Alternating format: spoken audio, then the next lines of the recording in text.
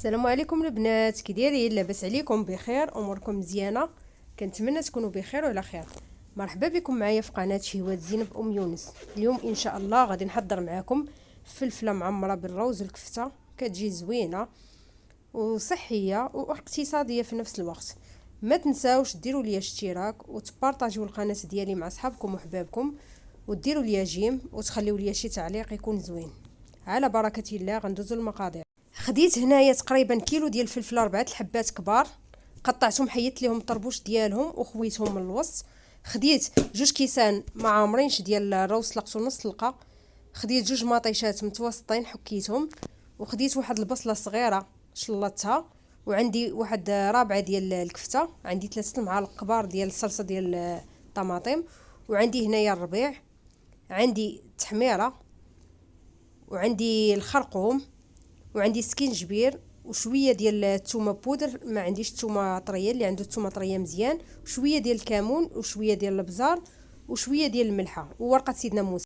غادي ندوز للطريقه ديال التحضير. خديت هنايا واحد البول غندير فيه الروز اللي سلقته نص سلقه، غنزيد عليه الكفته،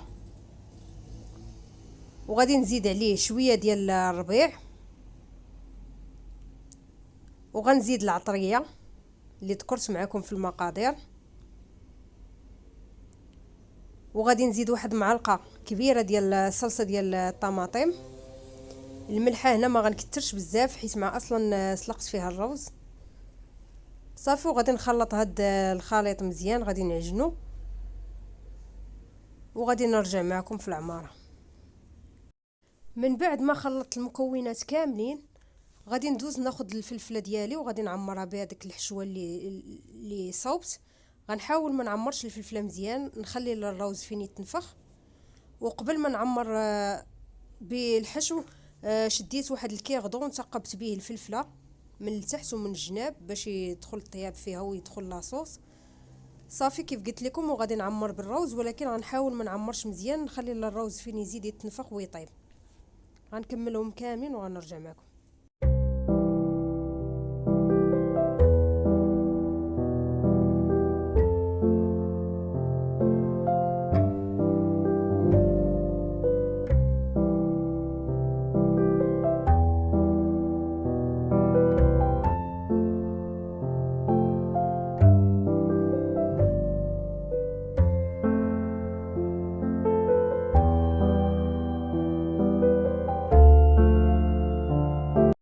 هنا خديت الكوكوط، درت فيها الزيت البلديه والزيت الروميه، وغنديرهم يسخنوا.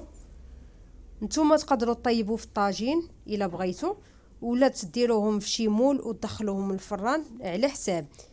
بغيتوهم في الفران راه غطيبوها في الفران، بغيتوها في الكوكوط ولا كيف قلت لكم الطاجين تقدروا طيبوها، حيت مع الفلفله دغيا كطيب. المهم هنايا من بعد ما سخنت ليا الزيت، زدت عليها هذيك البصله وغادي نخليها تشحر ليا مزيان.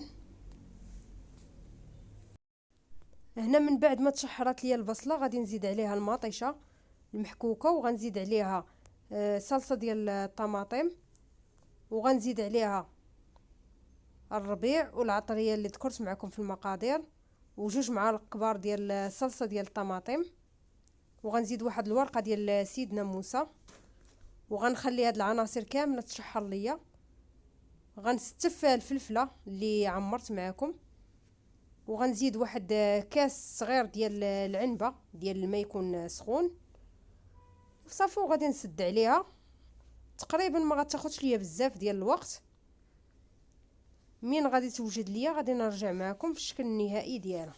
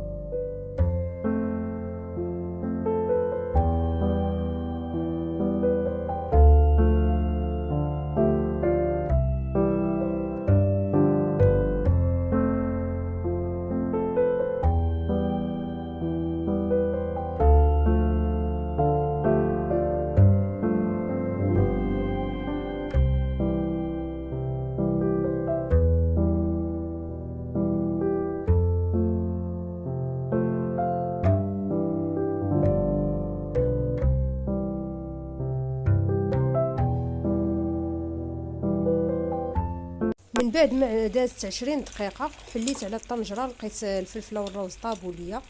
غنبدا ناخذ من هذاك المرق ونسقي الروز من الداخل.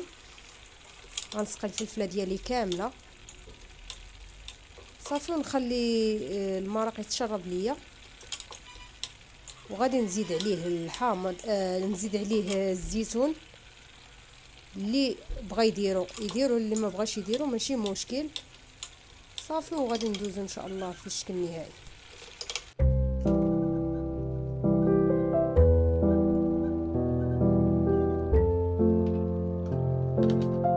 بعد ما طابت ليا الفلفله ديالي وجا الشكل النهائي ديالها على هذا الشكل، راه كتجي زوينه ولذيذه. كنتمنى تجربوها ان شاء الله. والمريقه كتجي حتى هي مدغمره، والروز راه كيجي زوين ولذيذ مع ديك المريقه اللي سقينا بها.